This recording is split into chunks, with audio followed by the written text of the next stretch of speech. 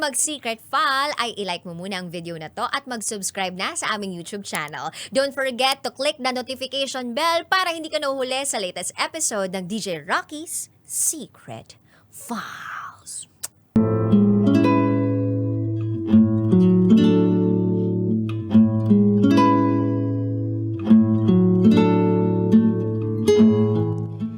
And now, it's time for DJ Rocky's Secret Files with Jello.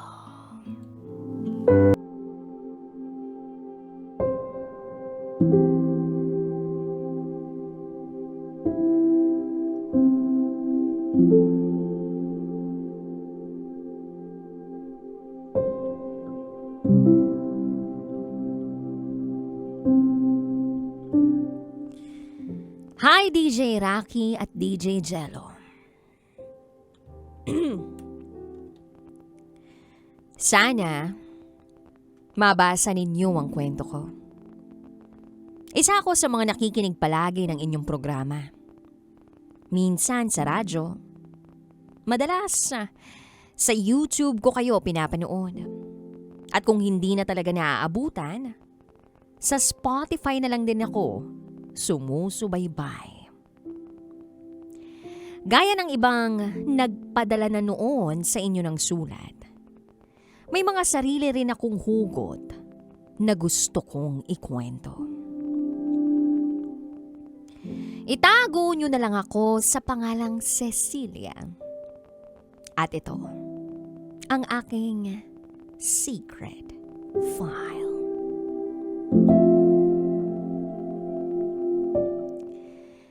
10 taon na kaming kasal ni Edward. Nasa mid-40s na kami ngayon.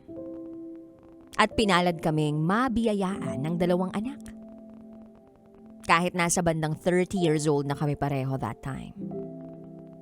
Sa awa naman ng Diyos, maaayos naman naming napapalaki ang mga anak namin. Parehong nasa elementary na nag-aaral. Isa akong daycare teacher. At kaligayahan ko ang magturo sa mga bata. Kaya tuwing nauwi ang mga bata, sinisiguro ko na naaasikaso ko sila. Lalo na yung mga homework at assignment nila galing sa eskwela. Nag-a-advance ako na magturo sa kanila para kahit hindi pa man naituro ng teacher sa kanila, yung lesson alam na nila. At hindi na sila mangangapapa. Masaya ako na laging kaharap ang mga bata sa daycare center. Natuturuan ko sila ng mga basic gaya ng alphabet, numbers, mag-drawing, magsulat, magkulay. Kaya malaking reward din para sa akin ang makita silang natututo. Yun ang in-embrace kong profession sa buhay. Ang asawa ko namang si Edward, dati siyang OFW sa Sri Lanka. Isa siyang mechanical engineer. Na-lay off siya noon sa trabaho abroad. Kaya nag-decide na bumalik.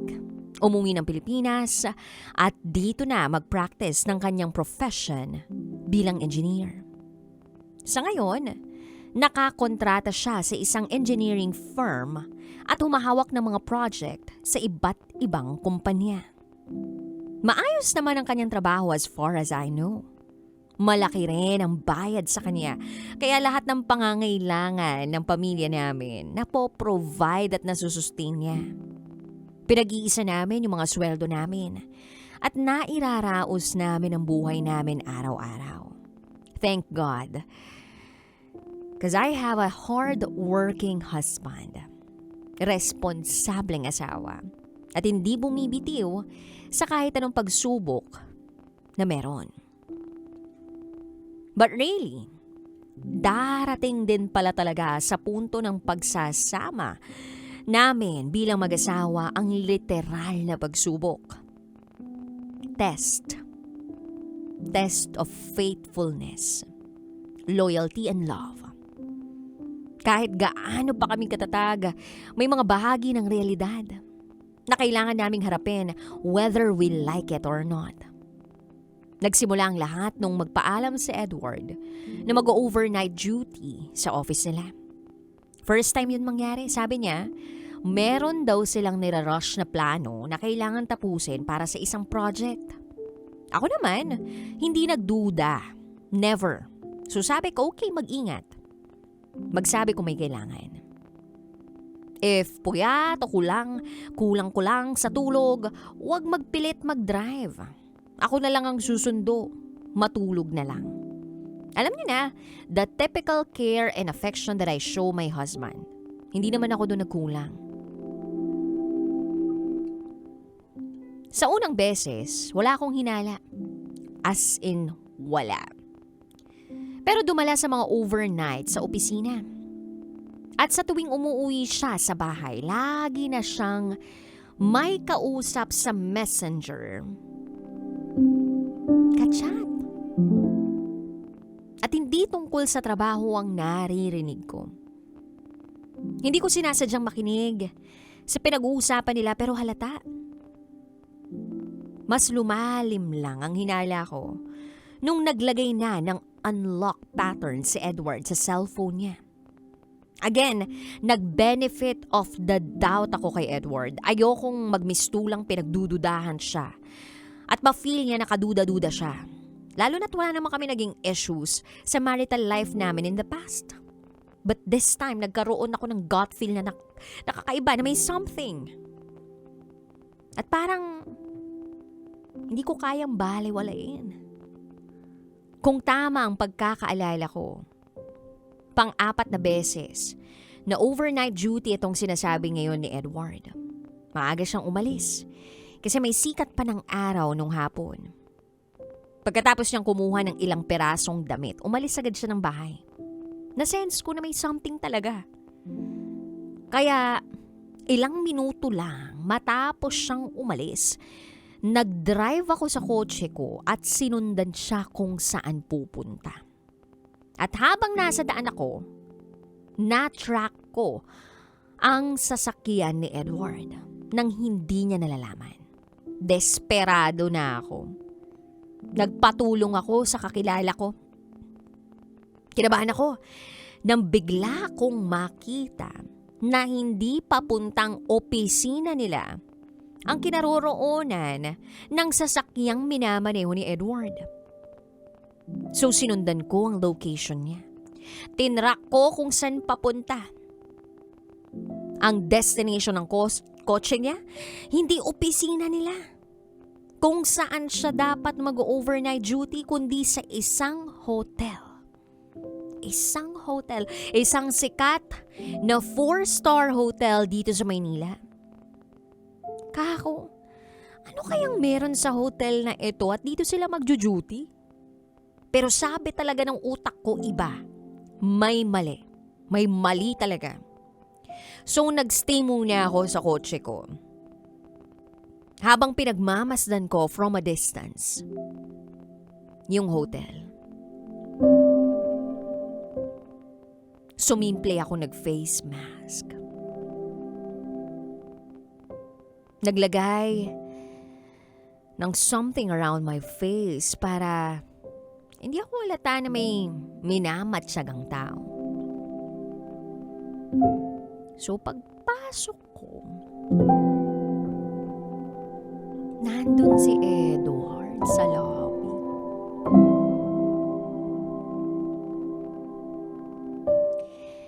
And then maya-maya pa, may isang babaeng lumapit kay Edward.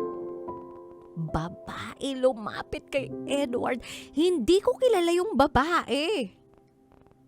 Pero parang bata pa. Batang-bata, teenager. Yumakap sa asawa ko. Oo, yumakap yung babae. And then niyakap din siya ni Edward. So ako, nanigas ako sa kinatatayuan ko at hindi ako nakareact. Pero biglang, kumirot yung dibdib ko. Nanikip. Dahil sa nakita ko. Matagal silang nakayakap sa isa't isa. Nag-usap pa sila ng babaeng yun.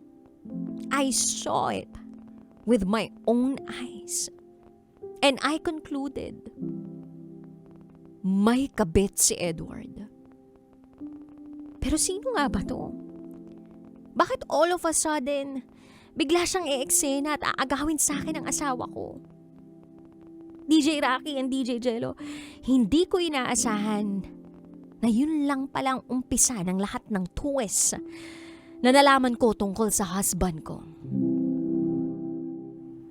At doon ko na napagtanto na may kabit si Edward. May kabit ang asawa ko.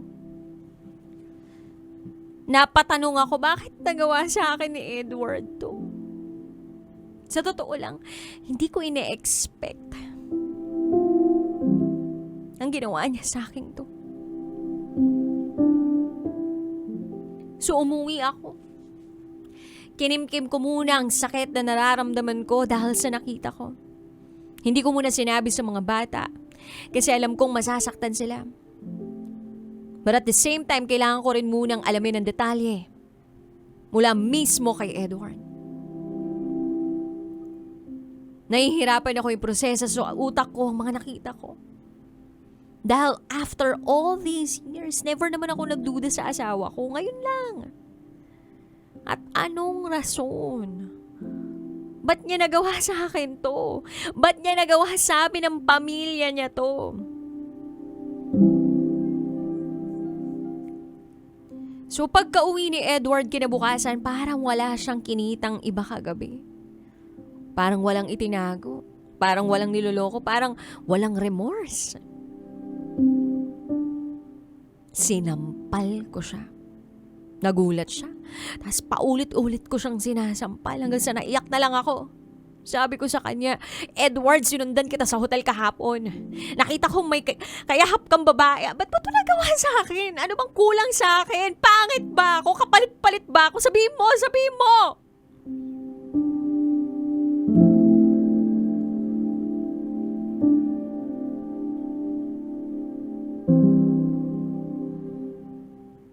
At bigla na lang akong tiningnan ni Edward ng diretsyo sa mga mata ko. Halatang nabigla siya sa mga sinabi ko. Pagkatapos niyang huminga ng malalim, nagsalita na siya. Anak ko yung babae. Anak ko yung nakita mong yumakap sa akin.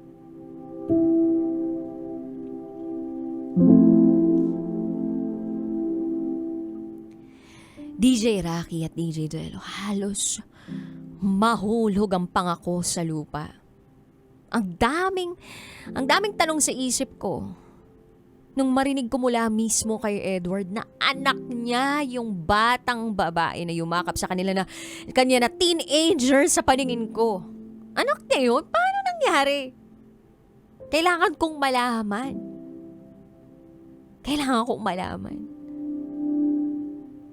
Hindi ko alam na may anak siya sa iba. So binigyan ko si Edward ng pagkakataon na ipaliwanag sa akin ang lahat. Sinubukan kong kalmahin ang sarili ko at ihanda ang sarili ko para sa mga bagay na kailangan kong malaman.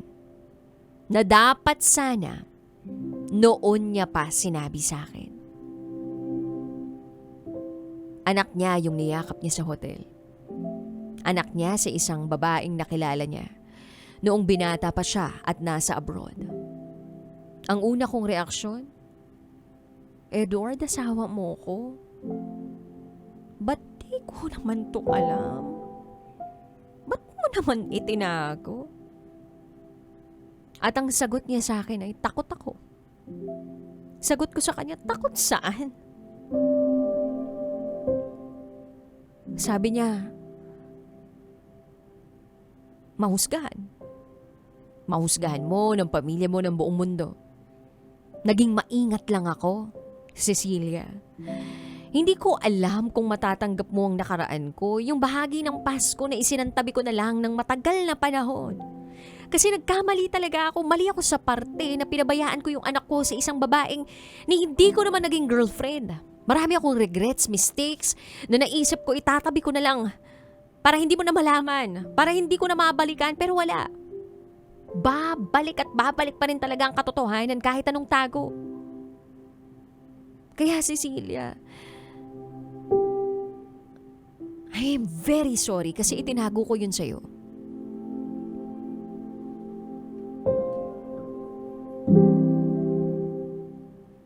DJ Rocky at DJ Jello. Unti-unting inamin at pinaalam sa akin ni Edward ang mga detalye ng mga kailangan kong malaman.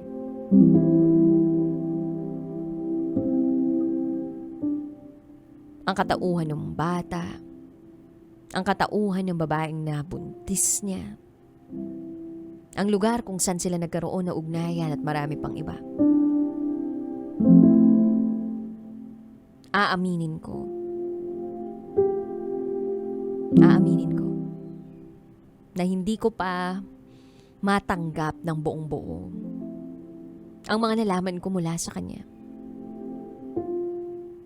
Naiintindihan ko rin yung pinanggagalingan niyang takot na mahusgahan. Pero may pinanggagalingan din naman ako, di ba? Na sana maintindihan din niya kung gaano kahirap para sa akin na maramdaman na pinagkaitan niya ako ng katotohanan. Pinagkait niya na malaman ko ang tunay niyang nakaraan. And most of all, ipinagkait niya sa akin yung tiwala. Yung tiwala na tatanggapin ko siya ng buong buo kahit ano pa man ang naging nakaraan niya. Wala eh. Dineprive niya ako ng pagkakataon na malaman kung sino siya noon. Kaya masama talagang loob ko sa kanya, DJ Rocky at DJ Jello. Masama yung loob ko. Right now, hindi ko alam kung anong gagawin eh. Yung para akong lutang, nawasak. Yung tipong, ang daming ulap sa utak ko. Confused ako.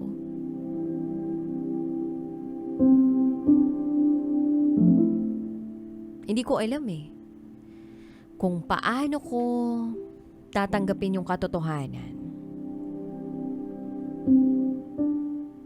na after all these years,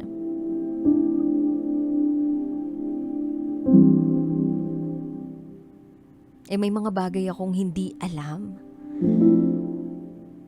tungkol sa asawa ko.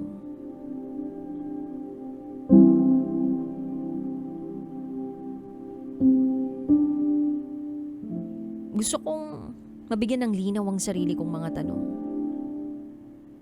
Pero nandun din yung pakiramdam na hindi ko alam kung kakayanin ko bang tanggapin.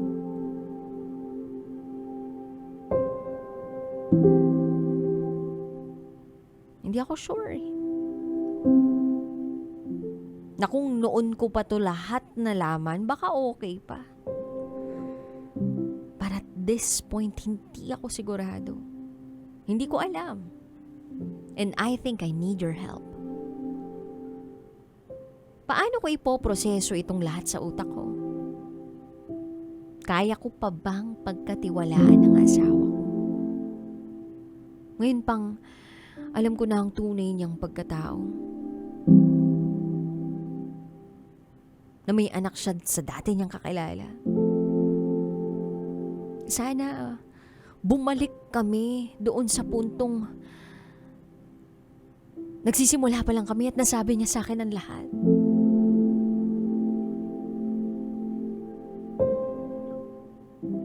Sana nagtiwala na lang siya sa akin. I really need your advice. Kung may suggestions kayo, tatanggapin ko. Hanggang dito na lang po muna. Muli, ako si Cecilia. At ito, ang aking secret file.